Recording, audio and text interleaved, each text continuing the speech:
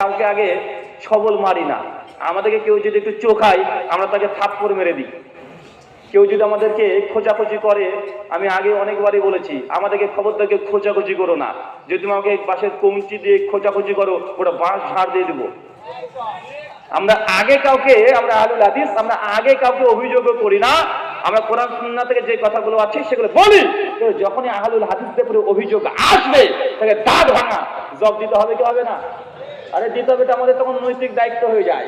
আরে যখন মুসলমান ইসলামের বিরুদ্ধে কেউ যদি কোনো অভিযোগ করে তাদের জবাব দিতে হবে কি হবে না? আপনাদের বাংলাদেশে একটা নাস্তিক ছিল, কি যেন নাম, ওই যে 2 বছর আগে ডিবেট হয়েছিল, কি নাম? জি, খুব বাড়াবাড়ি করেছিল না ভাইজান। ডিবেটে নিয়ে আসা হয়েছিল, 3 ঘন্টা ডিবেট হয়েছে, 21 খানা প্রশ্ন করেছি। 21 খান প্রশ্নকে মায়ের দুধ মনে করে হজম করে পটি করে দিয়েছে। আজ পর্যন্ত একটা উত্তর দেয়নি। দিয়েছে কথা বলেন না? আমাদের কথা হচ্ছে এইটা যে আমাদের সঙ্গে ভালো আচরণ করো, ভালো ব্যবহার পাবে। তো যখন অভিযোগ আসবে তখন জবাব দেবো কি দেবো না? জবাব তখন দিতেই হবে, এটা আমাদের নৈতিক দায়িত্ব হয়ে যায়। সম্মানিত সুধী, আমার কিউট ভাই বলছে যে জর্দা খাওয়া যে হারাম, মানে তাকে প্রশ্ন করেছে যে তাদের এক বড় বুজুর্গ আছে অলিপুরি, আছে না, উনি স্টেজে থাকা অবস্থা তো জর্দা খায়, মানে বক্তব্য দেওয়ার আগেও জর্দা খায়, পরেও জর্দা খায়, এমন হুজুর আছে না নাই? তোকে প্রশ্ন করেছে যে আমাদের আকাদের অনেকে জর্দা খায়, তো জর্দা কি হারাম? আহলে হাদিস সালাফিরা তো বলে হারাম, আপনার ফতোয়া কি? উনি তখন বলছেন জর্দা যে হারাম এই মর্মে কোরআনের কোনো আয়াতও নেই, কোনো সহিহ হাদিসও নেই, জর্দার নামই নেই, অতএব জর্দা হারাম না। আমি বলেছি ভাইয়ান, কোন বাউল ফকির আছে দেখবেন গাঞ্জাতে দম মারে একদম, আছে না? এখন এই বাউল ফকির যদি বলে যে গাঞ্জা খাওয়া যে হারাম, কোরআনের কোনো আয়াতও নেই, কোনো হাদিসও নেই, এখন আপনি কি বলবেন? গাঞ্জাকে হালাল করে দিয়েছে? আচ্ছা, হিরোইনচি আছে না, হিরোইনচি, হিরোইন খায় না অনেকে? এখন হিরোইনের কথা কি কোরআনের মধ্যে নাম পাবেন? আরে পৃথিবীতে কত কোয়ালিটির যে নেশা আছে। আরে অনেক কলেজ ভার্সিটির ছেলেরা আছে টিকটিকি লেজ পুড়িয়ে ওর শুধু মানে গন্ধটাকে নেই, এটাই নাকি নেশা। যে এই নেশা করছে সে যদি বলে আমার টিকটিকি লেজ পুরানো নেশার কথা তো কোরআনে নাই, অত এটা জায়েজ। এখন কি আপনি জায়েজ মেনে নেবেন? কথা বলেন না। আরে পৃথিবীতে যতগুলো নেশা আছে এই নেশাগুলোর যদি নাম শুধু লিখতে হয় নাম, তাহলে কমপক্ষে কোরআনের মতো আর একটা কোরআন লাগে শুধু নেশার নাম লিখতে। কারণ আল্লাহকে সবগুলো ধরে ধরে বলবে বিড়ি হারাম, সিগারেট হারাম, জর্দা হারাম, আলাপাতা হারাম বলবে না। আল্লাহ ডাইরেক্ট একটাই কথা বলে দিয়েছে, ইয়া আইয়ুহাল্লাযীনা আমানু ইন্নামাল খামরু ওয়াল মাইসির, নিশ্চয় মদ এবং জুয়া সবগুলো শয়তানের কাজ, হারাম। এক আয়াতে দুনিয়ায় যত নেশা আছে সবগুলো হারাম। আল্লাহ নিয়ে বলছেন সুনান ইবনে মাজাহ 3388 নাম্বার, কুল্লু মুস্কির খামরুন কুল্লু খামরুন হারামুন, যেই বস্তু খেলে নেশায় তার সবগুলো হারাম। সুনান ইবনে মাজাহ 3380 নাম্বার হাদিস, যার কম বেশি খেলে নেশা হয় তার কমও হারাম। বলেন তো জর্দার বেশি খেলে নেশা হয় কি হয় না? তাহলে আল্লাহ নবী কি বলতে যাচ্ছে? যে বস্তু বেশি খেলে নেশা হয় তার কমটাও কি হারাম। হুজুর বলছে আমি যখন জর্দা খাই আমার তো নেশা হয় না। হুজুর তোমার রক্তে এখন জর্দা মিশে গেছে, তুমি এখন যদি গোটাও খেয়ে নাও তোমার আর নেশা হবে না। অনেক মদখোর মাতাল খেতে গেছি, ও বেটা বলে আরে এক গ্লাস মাল খেয়ে আমার কিছুই হয় না, গোটা বোতল লাগে। ভাই এমন মানে ঘোর মাতাল আছে না নাই? কথা বলে ওর এক গ্লাসে কিছুই হয় না, ওই এক গ্লাসে তো আমি সকালবেলায় চায়ের সঙ্গে মেরে দিবে। এখন ওর এক গ্লাসে মদে যদি নেশা না হয় তার মানে এই না যে মদ খাওয়া তার জন্য জায়েজ হয়ে যাবে, হবে নাকি? আরে জর্দাতে নেশা আছে না নাই যদি চেক করতে চান, হুজুর যখন জর্দা খায় দেখবেন যারা জর্দা খায় না হুজুরের পাশে বসে থাকেন 5 মিনিট আপনার মাথা চক করে দেবে, তাই কি তাই না? যদি জর্দা নেশা নাই থাকতো 10 বছরের ছেলেকে 1 চামচ জর্দা খাইয়ে দেন, দেখবেন নেশা আছে না নাই। যে তাও না হয় হুজুরের বউকে খাইয়ে দেন, নেশা হবে কি হবে না? আরে মাথা ঘুরে পড়ে থাকবে। সুনান তিরমিজির হাদিস, আল্লাহ নিয়ে বলছে স্বামী স্ত্রীর হক কি? স্বামী যেই মানের খাবে স্ত্রীকে সেই মানের খাওয়াতে হবে। আপনি এখন বিড়ি খাচ্ছেন, একসঙ্গে স্ত্রীর সঙ্গে ভাত খেলেন, ছেলে মেয়ে একসঙ্গে ভাত ফলমূল সব খেয়েছেন, খাওয়ার পরে শেষের দিকে টুক করে একটা ব্যবসান ধরে টান মারছেন, খাওয়ার পরে আপনার বউকে বলতে হবে বউ তুমি একটা মারো। কেন? কেন এটা স্ত্রীর হক। যেই মানের আপনি খাবেন ওই মানের খাওয়াতে হবে। আপনি ভাত খেলেন, মাংস খেলেন, স্ত্রীকে দিয়েছেন, আপেল খেলেন, বেটাকে দিয়েছেন, বেটাকেও বলতে বাপ তুই একটা মার, মেয়েটা গেলে মা তুই একটা মার।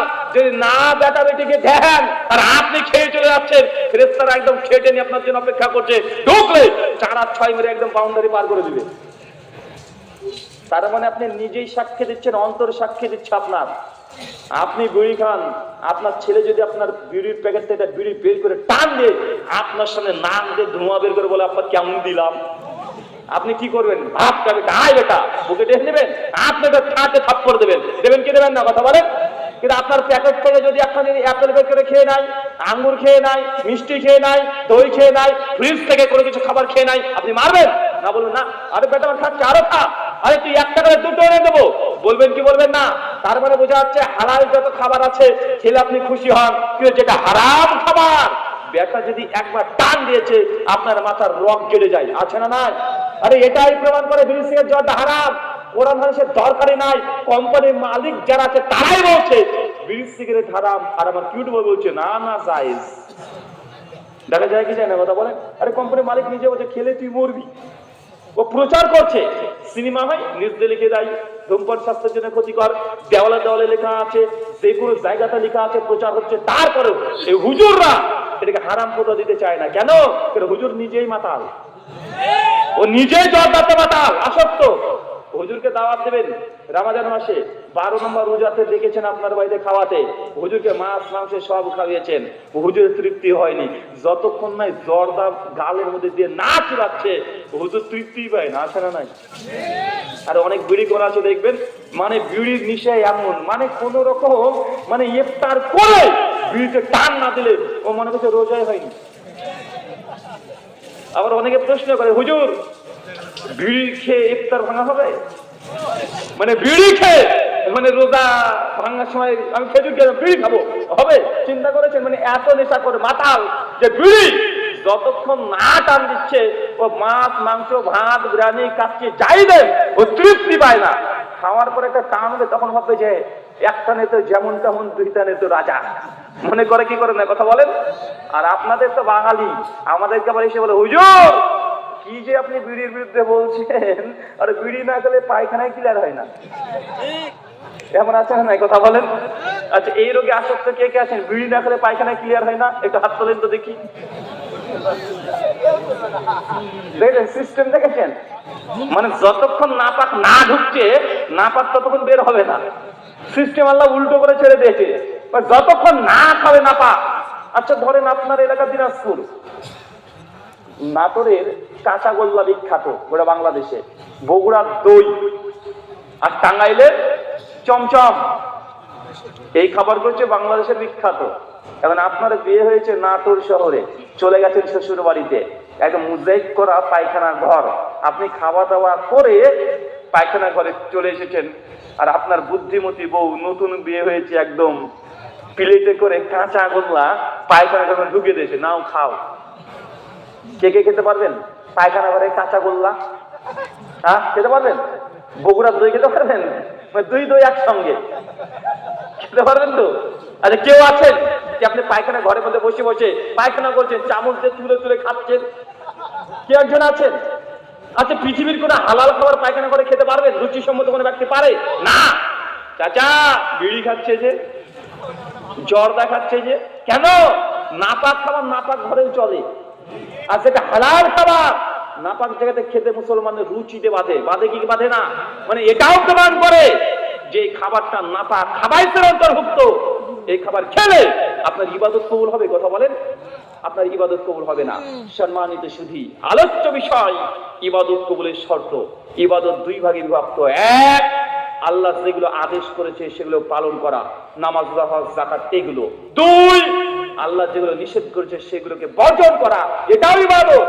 আমরা অনেকেই ইবাদতের প্রথম অংশ করি, দ্বিতীয় অংশ করি না।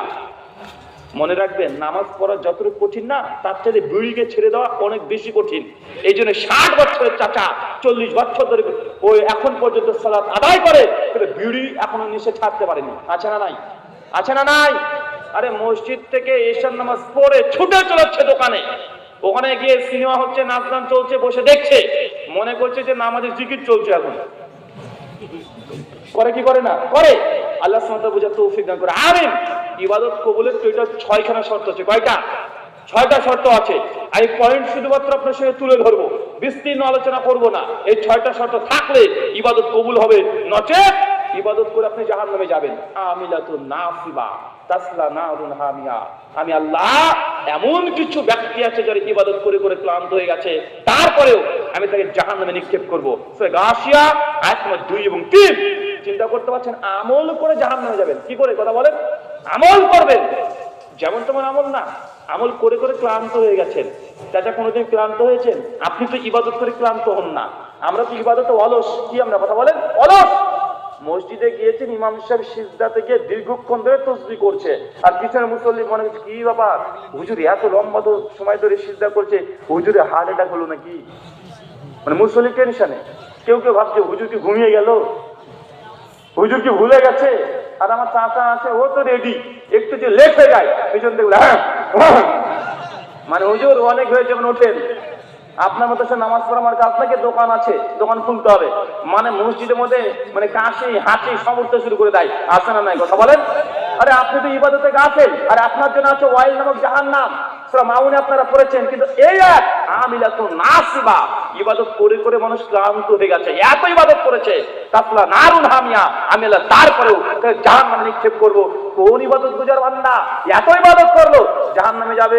লাইলাতুল কদর, শবে মেরাজ, শবে বরাত, 20 টাকার তারাবি চাচা কি ঝড়ের গতিতে পড়া হয়। আরে সর্বনাশ, 5G ও আর চান্স নেই এখন। আল্লাহু আকবার, আলহামদুলিল্লাহ, আল্লাহু আকবার, সামি আল্লাহু লিমান হামিদা, আল্লাহু আকবার, লা ইলাহা ইল্লাল্লাহ, আসসালামু আলাইকুম ওয়া রাহমাতুল্লাহ, আসসালামু আলাইকুম, আল্লাহুম্মা আমিন বিহাকে লা ইলাহা ইল্লাল্লাহ, আল্লাহু আকবার। মানে আশ্চর্য ব্যাপার, টোটাল রমজান মাসে 39 মিনিট রাকাত নামাজ পড়ে, 39 রাকাত, হুজুরের সময় নাই 35 মিনিট। চিন্তা করেছেন? 8টা 15-তে জামাত শুরু হয় এশার, আর 9টা বাজতে 10-এ শেষ। প্রথম ফার্স্ট রোজাতে যদি তারাবি দেখাচ্ছে 9টা পার হয়ে গেছে, মসজিদের সভাপতি আর ক্যাশিয়ার, কি আবার ইমাম সাহেব ফজরের সেহরি কখন খাবো, ঠেকিয়ে দিবেন নাকি? আরে আগের ইমামই ভালো ছিল, উনি 8টা 50-এ শেষ করে দিতেন, আপনি যে 9টা বাজিয়ে দিলে 10 মিনিট বেশি করে দিয়েছেন। আছে না কথা বলেন? হুজুর তখন বলছে তাই, দাঁড়া তোকে কালকে দেখাচ্ছে, আজ তো 3 নম্বর গিয়ারে ছিল, কালকে 4-এ দেবো। এমন ভাবে নামাজ শুরু করে দেয়, চাষা যারা আছে ওরা তো বয়স 60-70 পার হয়ে গেছে, ওদের রুকু থেকে উঠতে একটু সময় লাগে, রুকু যেতে সময় লাগে, মাথার ব্যথা, সিজদায় যেতে কষ্ট, উঠতেও কষ্ট। একদম ইমাম সাহেব ঝড়ের গতিতে নামাজ চলছে, ইমাম সাহেব 2 সিজদা দিয়েছে, চাষার 1 সিজদাই শেষ হয়নি, মাথা তুলছে, ইমাম সাহেব দাঁড়িয়ে পড়েছে। চাষা ভাবছে কি আবার 1 সিজদা দিয়ে দাঁড়ালো কেন, মানে চাষা চান্সই পায়নি। ভাই এমন আছে না কথা বলে? চাষা ভাবছে যে কি ব্যাপার, আজকে সবাই 1টা সিজদা দিল কেন, ইমামকে ভুল করলো নাকি, লুক মাঝে বসে আছে, ও বুঝায়নি যে 2 সিজদা কখনই কমপ্লিট হয়ে গেছে।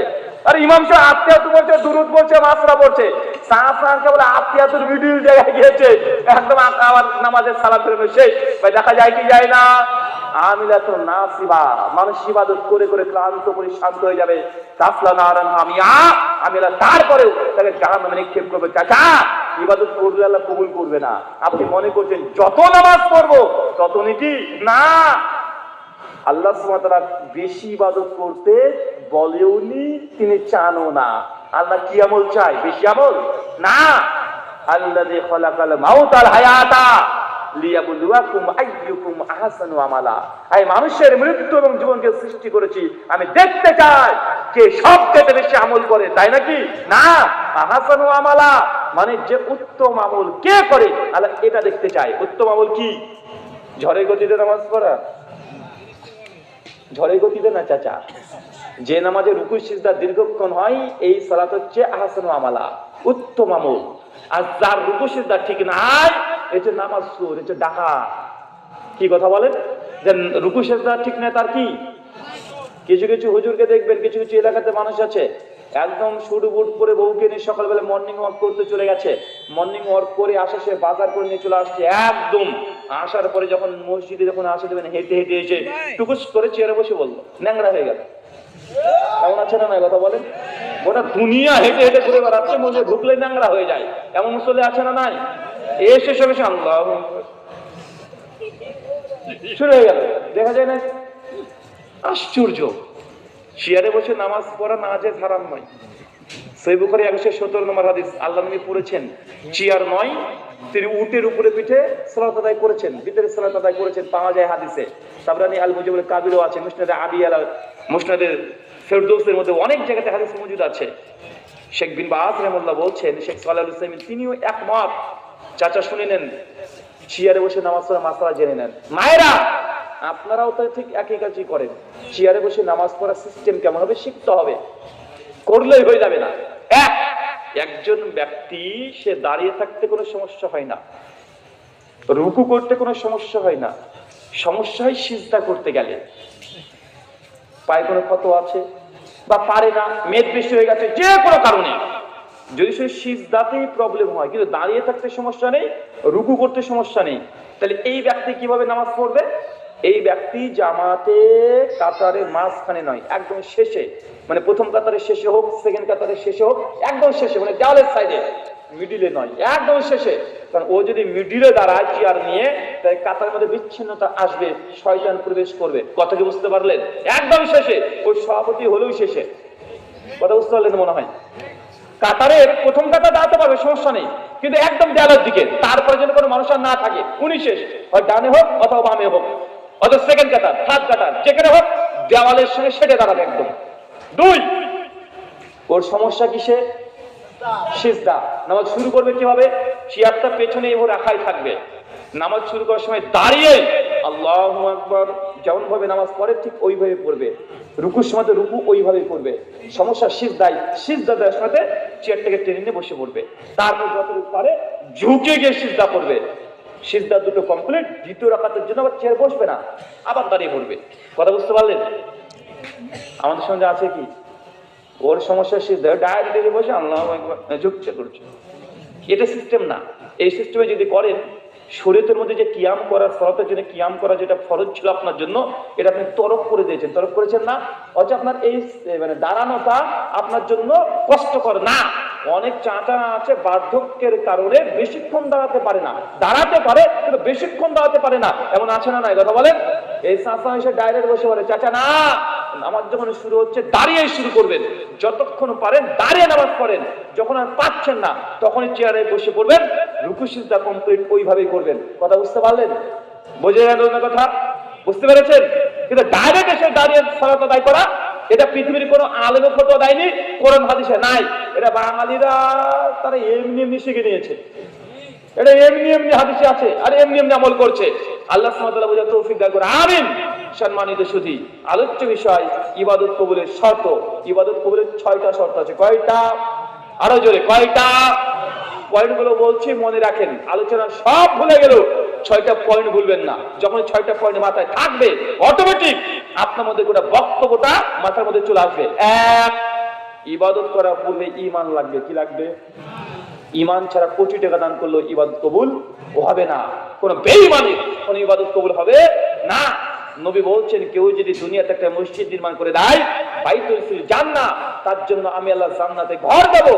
একজন কাফের যদি মসজিদ তৈরি করে দেয়, ঘর পাবে? পাবে না। কেন? তার ঈমান নাই। কি নাই? ঈমান নাই। দুই, নিয়ত খাস আল্লাহর জন্য হতে হবে। ইবাদত কার জন্য করবেন? আল্লাহর জন্য, বউকে খুশি করার জন্য না। আজকে জুমার নামাজ অনেকে পড়েছেন, কেন করেছেন? আর সবাই যাই, আমিও যাই, এই ইবাদত আল্লাহ কবুল করবে? কথা বলেন। শ্বশুর বাড়িতে গিয়েছেন, জুমা মসজিদে না গেলে শাশুড়ি মা কেমন কেমন ভাববে, নতুন বউ কেমন ভাববে, এই জন্য মসজিদে গিয়ে নামাজ পড়ছেন। বলতে এই জুমার নামাজ আল্লাহ কবুল করবে না? এটা তো শাশুড়িমাকে খুশি করার জন্য করেছেন, শাশুড়িমা খুশি হয়ে গেছে, এই ইবাদত জান্নাত নিয়ে যাবে না। তিন, হালাল রিজিক। কি বললাম? আরো জোরে, কি বললাম? রিজিক যেমন হালাল হতে হবে, ইনকামও হালাল হতে হবে। যারা পেট্রোল বিক্রি করেন রাস্তাটা আপনাদেরকে খুব ভালো করে চেনা আছে। আপনাকে বললাম 1 লিটার পেট্রোল দেন, আপনি একটা বোতল ধরে দিলেন, বোতলে আছেন মাত্র 900 গ্রাম, দাম নিলেন কত? 1 লিটারের দাম নিয়েছেন, মাল দিয়েছেন কত? 900। যারা ফলের দোকানদার আছে, এরা তো বড় চিটিং বাস, মানে চিটিং বাস, অনেক বড় চিটিং বাস। আরে দোকান হচ্ছে এত ছোট্ট একটা দোকান, 5খানা বাল্ব জ্বালিয়ে রেখে দিয়েছে, এটা হলুদ কালারে। কেন? মানে হলুদ কালারে এত পরে বাল্ব জ্বালিয়েছে, 1 মাস আগেকার ফল দেখে মনে হচ্ছে এখনই গাছ থেকে পেরেছে। আছে না নাই কথা বলেন? আছে না নাই? ইলিশ মাছের দোকানে গিয়ে দেখবেন ইলিশ মাছের উপরে সাদা রড লাইট দিয়ে রেখে দিয়েছে, মানে ইলিশটা যেন চকচক করে, অথচ পচা মাছ। দেখা যায় কি যায় না কথা বলেন? আপনি গিয়ে বলেন ভাই 5 কেজি আলু দেন, 5 কেজি আলু দেন বলে আপনি ফোনে কথা বলতে শুরু করে দিয়েছেন। এখন আপনি ভালো ভালো আলু বেচে দিচ্ছিলেন, টুক করে বেটা দোকানদার ওই 10 খানা আলু পচা ঢুকিয়ে দিয়েছে। দেয় কি দেয় না কথা বলেন? মানে ও অপেক্ষা আছে কখন আপনি এদিক ওদিক তাকান, ও টুক করে ঢুকিয়ে দেয়। আছে না নাই? আছে না নাই? এলাকাতে আপনাদের ইলেকট্রিক তার যাচ্ছে, টুক করে আপনি হুক করে আপনি বাড়িতে চালাচ্ছেন, এমন করে দেখা যায় কি যায় না? আর এটা তো করে একজন প্রশ্ন দিচ্ছে, হুজুর আমাদের এলাকায় মাহফিল হবে, হুক করা কি জায়েজ? কেন কারেন্ট অফিসে বলা যায় না? কারেন্ট অফিসে বলে আপনাকে এক্সট্রা একদিন চার্জ নিবে, 250 হোক বা 500 হোক চার্জ নিবে, নিয়ে আপনাকে একদিন যত লোড দিতে পারেন আপনাকে দিয়ে দিবে। মাত্র 500 টাকার জন্য আপনি এইভাবে একটা অবৈধ হারাম কাজ করছেন। করেন কি করেন না? করেন কি করেন না? অনেকে তো আবার আছে যে হুজুর মানে বাসে উঠেছে, মানে কন্ট্রাক্টরকে ফাঁকি দেবে, মানে টাকাই দিবে না, আর যেই দিন টাকা দিতে না পারে বাঘ বুঝি আর পাশে জোরে জোরে টাকা দিইনি, ট্রেনে উঠে চলে গেছে টাকা দিইনি। ভাই এমন আছে না নাই? আছে না নাই? টিকিট বিহীন টেনে চড়া আছে না? আছে। আল্লাহ বলছেন মান দর্শনা ফালাইসা মিন্না, আমার উম্মতের মধ্যে যে প্রতারণা করবে, ক্রেতা বিক্রেতা যে এক অপরের সাথে প্রতারণা করে, ফালাইসা মিন্না, সে আমাদের উম্মতের অন্তর্ভুক্ত না। কেউ যদি মাল বিক্রি করার জন্য কসম কাটে, মিথ্যা কসম কাটে, নবী বলছেন তার বেচা কিনা বেশি হবে, বরকত কমে যাবে। সারাদিন ধরে বিক্রি করলেন, মাল অনেক বিক্রি করেছেন, আল্লাহর কসম ভাই আপেল 120 টাকা কেজি আমি কিনেছি, 5 টাকা লাভে বিক্রি করছি, 125 টাকা দাম দেন ভাই। ওই যে লোকটা 120 টাকা দিয়ে কিনেছে বলে কসম করেছে, ওই 120 টাকা দিয়ে কিনে নি, ও 95 টাকা কেজিতে পাইকারি কিনে এনেছে। আছে না নাই কথা বলেন? এটা কসম করছে 120 টাকা দিয়ে কিনেছি, মিথ্যা কসম। মাল বিক্রি হবে বেশি, বরকত থাকবে না। সারাদিন মাল বিক্রি করেছেন, সন্ধ্যাবেলায় হবে মহাজন এসে গোটা ক্যাশ বাক্স টাকা নিয়ে চলে গেছে, আপনি খালি ক্যাশ বাক্স নিয়ে বসে আছেন। দেখা যায় কি যায় না কথা বলেন? যায়। তাই ইবাদত কবুলের পূর্বে হালাল ইনকাম যেমন জরুরি, হালাল খাওয়াটাও তেমন জরুরি। 4 ইবাদত করার জন্য সুন্নতি তরিকা হতে হবে। যা ইবাদত হবে নবী করেছে কিনা, সাহাবী করেছে কিনা দেখতে হবে। পীর হুজুর কি করেছে দেখার দরকার নেই। 5 ইবাদত যখন করছেন বিদআতি কোনো ইবাদত যেন না হয়। যে ইবাদত আলেমরা বিদআত বলেছে ওই ইবাদত করলে নেকি নয় জাহান্নাম কিনছেন। 6 ইবাদত করবেন শিরক মুক্ত অবস্থায়। কি মুক্ত অবস্থায়? শিরক যুক্ত কোনো ইবাদত যেন না থাকে। শিরক কি আহলে হাদিস সমাজ ভালোই জানে, তুমি এতটুকু জেনে রাখেন যে শিরকটা মাঝে মধ্যে আমরা সকলে করে থাকি। আল্লাহ নবী বলছেন মান হালাফা গায়রিল্লাহ ফাকাদ আশরাকা, যে ব্যক্তি আল্লাহ ব্যতীত কারো নামে কসম কেটেছে ফাকাদ আশরাকা, এই ব্যক্তি শিরক করেছে। আপনার স্ত্রী বারবার বলছে ছেলের মাথায় হাত দিয়ে কসম, আছে না নাই? শিরক করেছে। ইন্নাশা শিরকা লা জুলমুন আযীম, শিরক অনেক বড় পাপ, এটা তওবা ছাড়া আল্লাহ ক্ষমা করবে না। একটু হয়েছে বসে মাথায় কোরআন নিয়ে কসম, মসজিদে উঠে কসম, 2 চোখের কসম, মাটির উপরে দাঁড়িয়ে কসম, আছে না নাই কথা বলেন? আছে।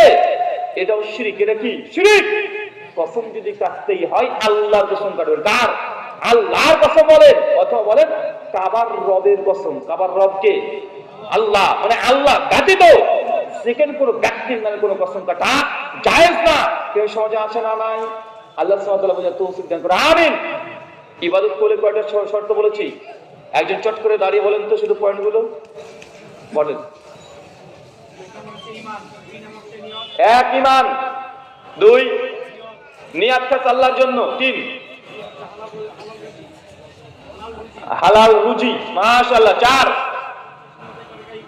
সুন্নতি তরিকায় হতে হবে, 5 কোন বিদআত যুক্ত ইবাদত যেন ঢুকে না যায়, 6 শিরক মুক্ত অবস্থায়। মাশাআল্লাহ, একবারে পেরে গেছে। বসেন। ইসমাইল আছে? ইসমাইল তুমি যদি শোনো তাহলে আমার লেখা যে বইটা আছে মৃত ব্যক্তির জন্য জীবিতদের করণীয় এবং বর্জনীয়, যে ভাই উত্তর দিয়েছেন আপনি সে নিয়ে যাবেন, ঠিক আছে? বা এখানে যদি না পান গাইতে চলে গিয়ে বলবেন, আপনি পাবেন আমার পক্ষ থেকে হাদিয়া। 6 খানা ইবাদত করলে সব মনে থাকবে তো ইনশাআল্লাহ। আমাদের সমস্যা কি জানেন? আমরা 1 ঘন্টা 1.5 ঘন্টা 2 ঘন্টা ওয়াজ শুনি বা করি, পরে যদি শ্রোতাকে বলা হয় কিরে ওয়াজ কেমন হলো? বুঝে বিশাল ওয়াজ হয়েছে, দারুণ দিয়েছে। কি বলেছে, কি যে বললো, চুল গাচ্ছে, কি যে বললো সব ভুলে গেছে, মানে আর একটা মনে নেই। আপনি একটা হলে শিখবেন, শিখে সেটা আমলে বাস্তবায়ন করবেন। আল্লাহ নবী আলাইহিস সালাম প্রত্যেকদিন নামাজের পরে একটা দোয়া পড়তেন। সুনান ইবনে মাজাহ 924 নম্বর হাদিস। আল্লাহ নবী পড়তেন, আল্লাহুম্মা ইন্নী আসআলুকা ইলমান নাফিয়া ওয়া রিজকান তাইয়্যিবা ওয়া আমালান মুতাকাব্বালা। হে আল্লাহ, তুমি আমাকে এমন জ্ঞান দাও যে জ্ঞানটা উপকারী, এমন রিজিক দাও যে রিজিকটা হবে পবিত্র, আর এমন আমল করা তৌফিক দেবে যে আমলটা আল্লাহ তুমি কবুল করবে। কারণ আল্লাহ যদি ইবাদত কবুল না করে, ইবাদত করে কোনো মূল্য আছে? কথা বলেন, কোনো মূল্য আছে? কোনো মূল্য নেই। আর যদি ইবাদত যদি কবুল হয়ে যায়, 1 টাকা দান করবেন, কিয়ামতের মাঠে আল্লাহ 600 টাকা পর্যন্ত আপনাকে রিটার্ন করবে। করবে কি করবে না? আল্লাহর নবী বলছেন, কেউ যদি একটা খেজুরের অর্ধেক দান করে, অর্ধেক, তার যদি ইখলাস ঠিক থাকে, আল্লাহ সে দানটাকে ডান হাত দিয়ে কবুল করে। কোন হাত দিয়ে? ডান হাত দিয়ে। তারপরে সেটাকে বড় করতে থেকে বড় করতে করতে করতে করতে উহুদ পাহাড়ের সমান আল্লাহ বড় করে কিয়ামতের মাঠে আপনার আমলনামায় দিয়ে দিবে। চিন্তা করেছেন? যদি ইবাদত কবুল হয়ে যায়, আর ইবাদত কবুল না হলে ওই ইবাদত আপনার জাহান্নামে নিয়ে যাবে। আল্লাহ নবী বলছেন, কেউ যদি হজ কবুল হয়ে যায়, তাহলে ওই ব্যক্তি আর আজকে যে ছেলেটা জন্মগ্রহণ করলো এর মধ্যে কোনো পার্থক্য নাই। যদি হজ কবুল হয়ে যায়, একজন মানুষ তখন নিষ্পাপ হয়ে যায়। আর হজ যদি কবুল না হয়, 5-7 লাখ টাকা যা খরচ করেছেন সব আপনি পানিতে ফেলে আসলেন। কথা বুঝতে পারছেন? ইবাদতের এটাই মর্যাদা। আল্লাহ সুবহানাহু ওয়া তাআলা আমাদের যাবতীয় যত ইবাদত করেছি তুমি কবুল করে নাও, আমিন। প্রশ্ন উত্তর করেন, আপনি বলেন চাচা। আল্লাহ কি সব জায়গায় বিরাজমান? আল্লাহ কি সব জায়গায় বিরাজমান? সূরা তাহা আয়াত নাম্বার 5, সূরা আরাফ আয়াত নাম্বার 54, সূরা ইউনূস আয়াত নাম্বার 3, সূরা হাদীদ আয়াত নাম্বার 4। কোরআনে কমপক্ষে 7খানা আয়াত আছে। আল্লাহ বলেছেন, আর রহমান আলাল আরশিস তাওয়া। সেই রহমান আল্লাহ সুবহানাহু ওয়া তাআলা তিনি আরশের উপরে আছেন। কোথায়? আরশের উপরে উঠেছেন, আরশের উপরে আছেন। বাসুদেবী সর্বে ভাব ভাবা, ভগবান সর্বত্র বিরাজমান। আল্লাহ আরশের উপরে আছে। গীতা 15 নম্বর অধ্যায়ের 15 নম্বর শ্লোক হিন্দু ধর্ম বলছে ভগবান সর্বত্র বিরাজমান, মানে হিন্দুদের আল্লাহ সব জায়গায় আছে। মুসলমানের আল্লাহ কোথায় আছে? কোথায়? তিনি তার আরশের উপরে আছেন। এটা অমুসলিমদের আকীদা যে ঈশ্বর সর্বত্র বিরাজমান, পায়খানা ঘরেও আছে। কথা বুঝতে পারলেন না ভাইজান? সর্বত্র মানে কি? সব জায়গায়, মানে পায়খানা ঘরে আল্লাহকে থাকতে হবে। নাউজুবিল্লাহ মিন যালিক।